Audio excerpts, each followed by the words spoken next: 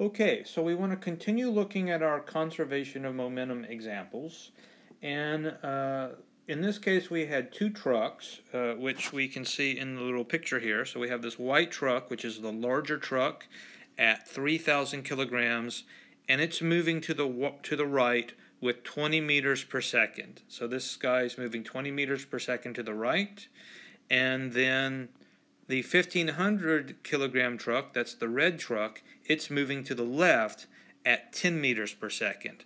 And so that's 10 meters per second to the left, or we could also call that minus 10 meters per second. So here we have the white truck is 3,000 kilograms and it's moving to the right at 20 meters per second. And the red truck is 1,500 kilograms and it's moving to the left at 10 meters per second, or at minus 10 meters per second, where again that minus sign means it's moving to the left. Now, as we have talked about previously, the two cases that we can have are the case where they collide and they stick together. So this is the first possibility, is they stick together.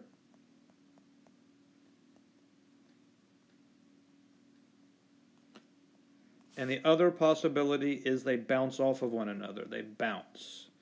And so, and when I say they bounce, I'll put that in quotes. There's different possibilities. So the white truck could completely overwhelm the red truck, and they could both be bounced off to the right. So the red truck could be knocked to the right, and the white truck could continue going to the right. The other possibility is that the white truck could be bounced back to the left and the red truck could be knocked forward to the right. And so you could have those two possibilities. So just hopefully to make sure that this is clear. So here I have the situation before where they're both driving towards each other. They go bang, kapow, they crash into one another. And then after the collision, the smaller truck is knocked to the right and the bigger truck keeps going to the right. That's one possibility. And then we have the other possibility where they could, this truck could be bounced to the right, and this truck could be knocked back to the left. And of course, if the smaller truck were going really, really, really fast, it is possible that they could both be knocked to the left. So this would be this case, but it would just be in the opposite direction. But these are the basic two cases. After the collision, they can both be going in the same direction, or they can be going in opposite directions. So let's look at our cases. The first case that we talked about was they collide and they stick together. So the two trucks, they bang together, they lock bumpers, they're stuck together, and they move on after the collision as sort of one unit. So the rule of conservation of momentum, the law of conservation of momentum, tells us that the momentum of the two trucks before the collision has to be the momentum of the two trucks after the collision. Now, they can be redistributed from one truck to the other truck, but the total has to be the same. So let's just work the problem out, and hopefully it'll make sense. So we know that momentum is mass times velocity, and so we can calculate the momentum of the bigger truck. So this will be the bigger truck, and we'll just say that's going to be 3,000 kilograms times 20 meters per second. So that's P is equal to 3,000 kilograms times 20 meters per second, and that works out to be 60,000 kilogram meters per second.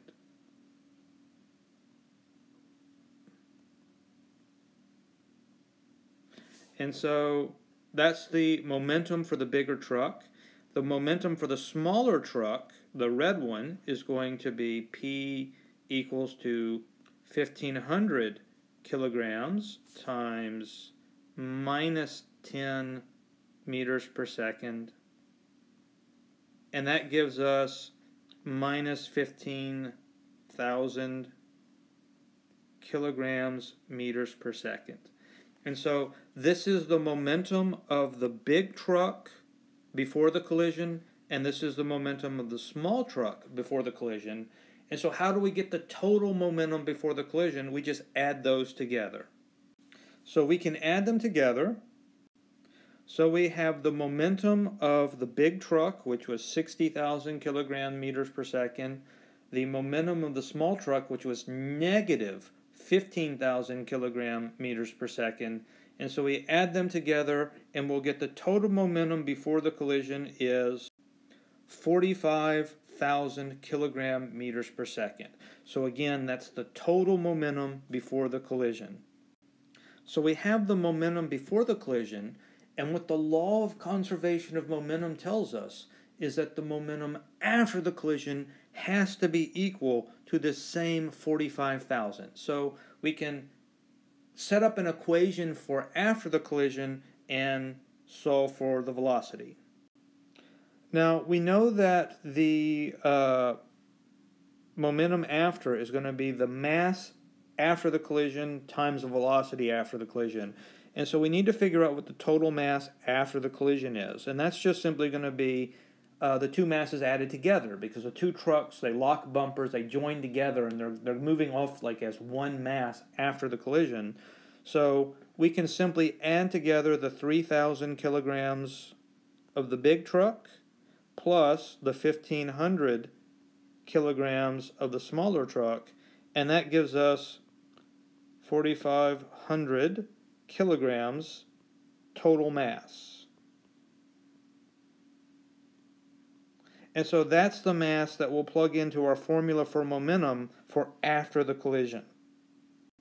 So now we can write down for the momentum after the collision. This is the momentum after. Remember that P is the symbol that represents momentum. So that's going to be the mass, which we just calculated to be 4,500 kilograms, times the velocity. Now, that 4,500 kilograms times the velocity, that's the momentum after, but we know that that also has to be equal to the momentum before, which we calculated as 45,000. So we can say that 4,500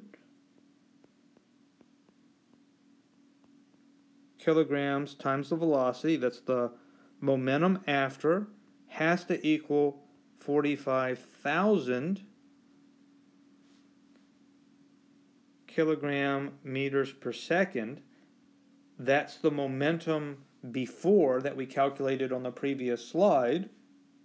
And so now we can solve for V just by dividing both sides by 4,500, and we get that V is equal to 10 meters per second.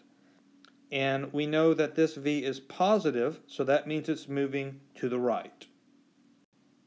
Okay, now we're going to look at that same example, but instead of assuming that the trucks stick together, we're going to consider the other possibility of a collision, whereas they bounce off of one another. Now, we're going to have the same initial setup, so we've got a 3,000 kilogram truck that is moving at 20 meters per second, and we have a 1,500 kilogram truck which is moving in the opposite direction at 10 meters per second. And if we were being really careful, we might call that minus 10 meters a second, just to be clear. Because, again, it's moving to the left. Now, in this example, we have the situation where the two trucks collide, and we're going to have the same initial conditions that we had before. After the collision, we say that the smaller truck is found to be moving to the right at 15 meters per second.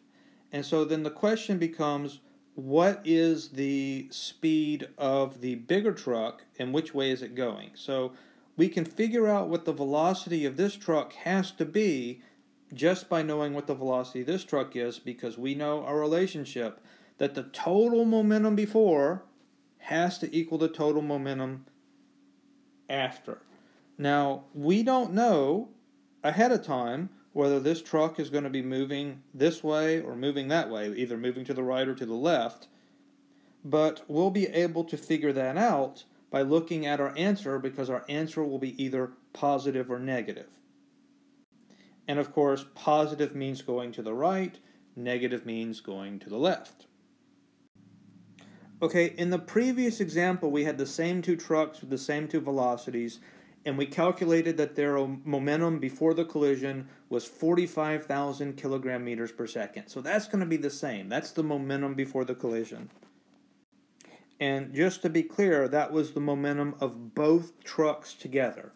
Now, we know that when they collide, they're going to be separated. They're going to bounce off of one another, but their total momentums have to add up to that 45,000.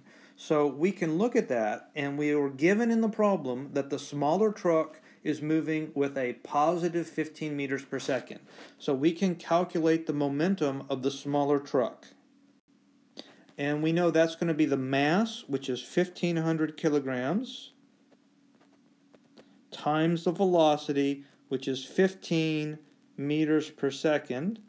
And if we plug that into our calculator, we get 22,500 kilogram meters over seconds. And that is the momentum of the smaller truck after the collision. So we can use this to find the momentum of the bigger truck. Now, we don't know what it is yet. We're going to have to calculate it, but we can use our law of conservation of momentum to find the momentum of the bigger truck. And we know that the momentum of the bigger truck plus this 22,500, that's got to equal the 45,000. So the momentums have to add together and give this what you had before. So we can do this calculation really quickly.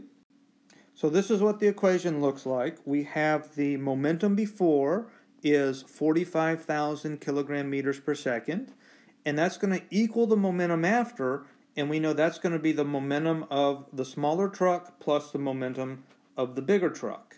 And the momentum of the smaller truck we calculated to be 22,500, and so we can solve for the momentum of the other truck and then solve for the velocity because we know what this mass was. It was given in the problem. So we can bring this guy over here. We subtract 22,500 from both sides.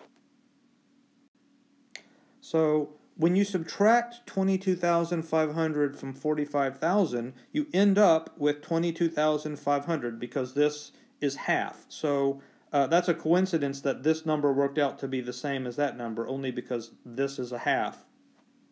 That is, this guy is a half of this guy. But this is what you get when you subtract it. You get 22,500, and that's going to be equal to 3,000 kilograms. That's the mass of the bigger truck times the velocity of the bigger truck. And so if we now divide both sides by 3,000 kilograms, we can solve for this V. So if we divide both sides by this 3,000, this one will cancel, and then over here we'll have it divided by 3,000. And don't be confused, I've just sort of flipped the equation. I've moved it around. So what I end up with is my V, that's the velocity of the bigger truck after the collision, is going to be 22,500 kilograms meters per second divided by 3,000 kilograms. And again, we see that we have kilograms over kilograms, they cancel. Our velocity is going to have units of meters per second, which is proper. And we end up with that our V after the collision is equal to 7.5 meters per second. That's what we get when we plug it into our calculator.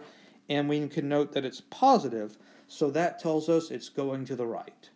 And so that's basically all there is to these problems. There's a little bit of algebra, so if you're struggling with this, email me and I'll try to help you out some more. But hopefully this is clear, and you can go on and work the problems in the worksheet and then take the quiz. And that will be the end of this module. And next week, we'll continue talking about conservation laws. We'll look at another conservation law called conservation of energy. And we'll also talk about something called power, which we'll learn about those things, but that will be next time.